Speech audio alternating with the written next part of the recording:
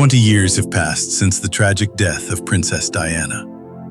Although the official investigation in 2008 concluded that it was an accident, the story has never truly been closed for millions of people around the world.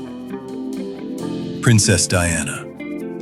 This was the death of a beloved woman, someone who challenged the boundaries of the royal family and shook the world. Yet behind the official ruling, unanswered questions continue to linger, fracturing public trust. Was justice truly served? Or did we overlook the most crucial piece of evidence? It was the night of 31st August, 1997. Diana and Dodi Fayed were trying to escape the relentless, chaotic pursuit of the paparazzi. They trusted the safety of the Mercedes and their driver, Henri Paul, Deputy Director of Security at the Hotel Ritz Paris. But from the very beginning, there were unexplained shadows of doubt.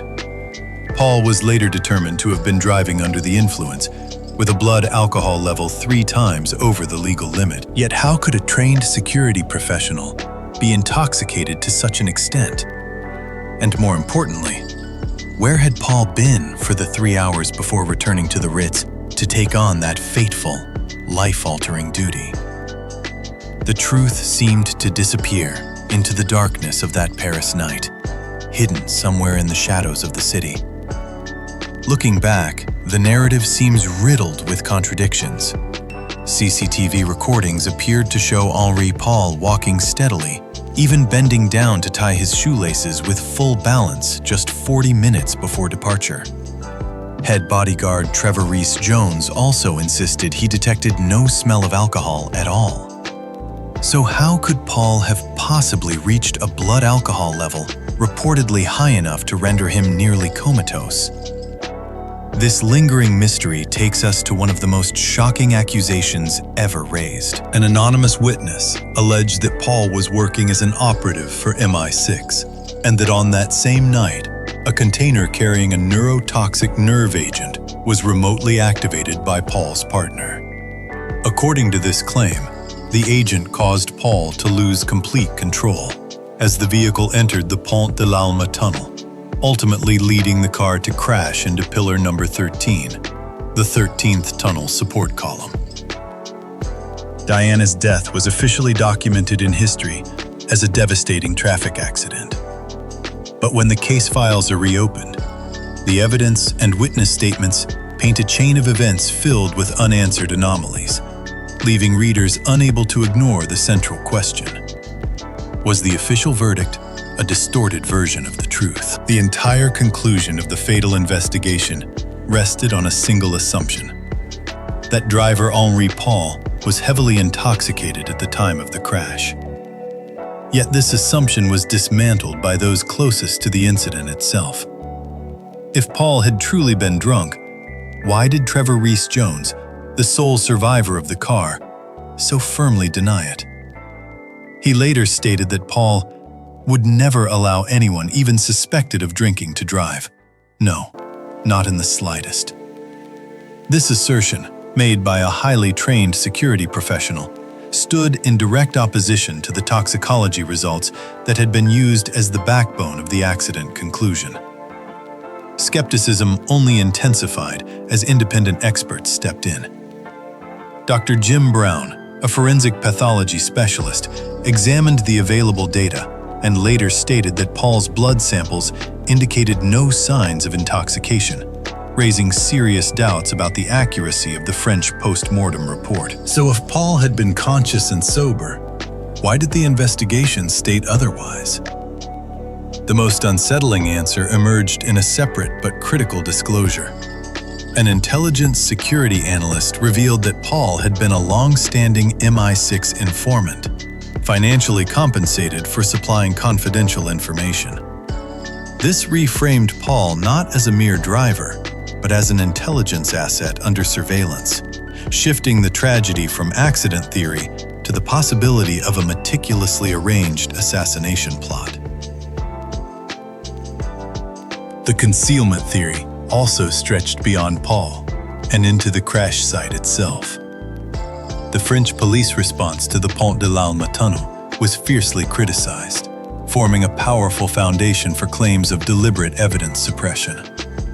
The head of security at Harrods, an experienced former Scotland Yard officer, expressed disbelief that the tunnel was never secured for forensic preservation, despite the unignorable international weight of the case. Even more alarming was the subsequent cleaning of the tunnel with industrial solvents, wiping away all physical traces, including paint fragments from the mysterious Fiat Uno, an alleged vehicle of interest that was present at the scene but was never definitively traced. When Al-Fayed's family investigation team pushed for transparency, their requests were met with consistent institutional rejection. Legal counsel representing Harrods later confirmed, "Our very first request was for an independent post-mortem examination, and it was denied." Further appeals for independent body sample analysis and forensic verification were also turned down. This sustained obstruction rendered meaningful independent fact-checking impossible. Diana's own fear, once dismissed as emotional distress, later seemed disturbingly prophetic. Lord Mishkin, Diana's personal lawyer, confirmed that she had expressed fear of being assassinated in a staged car accident. Even Diana's former private secretary, Commander Patrick Jeffson, later admitted he partially believed the warning may have had substance.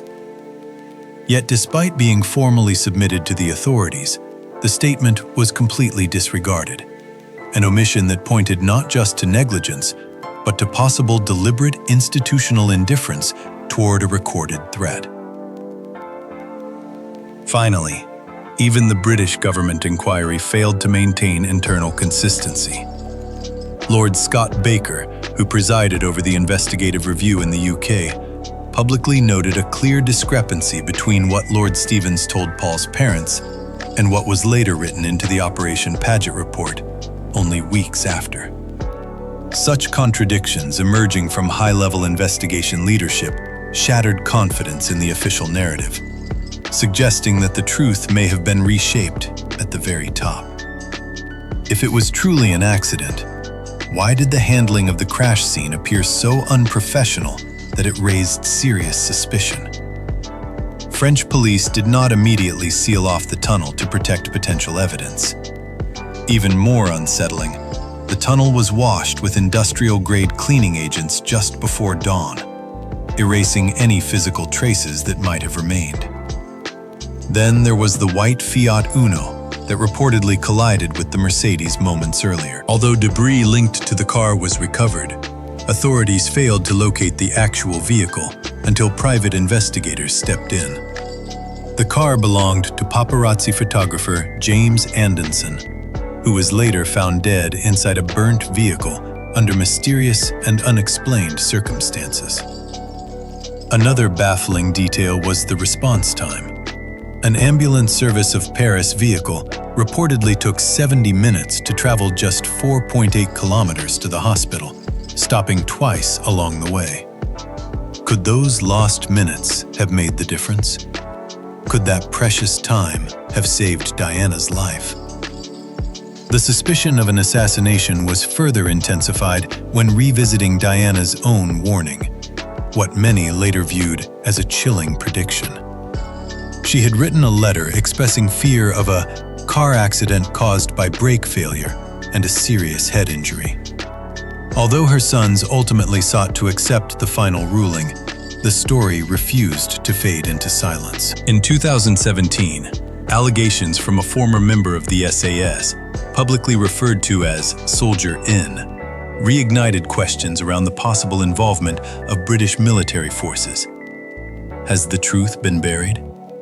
Perhaps we will never uncover a complete answer. Diana is gone, yet her legacy lives on, through her humanitarian work and through the deeply emotional revelation by Prince Harry, who openly spoke about the grief he suppressed for more than 2 decades. But the greatest tragedy was not only the loss of a princess, it was the irreversible fracture of public trust. In a world shaped by power and royal secrecy, sometimes the simplest truth becomes the hardest one to believe, the hardest one to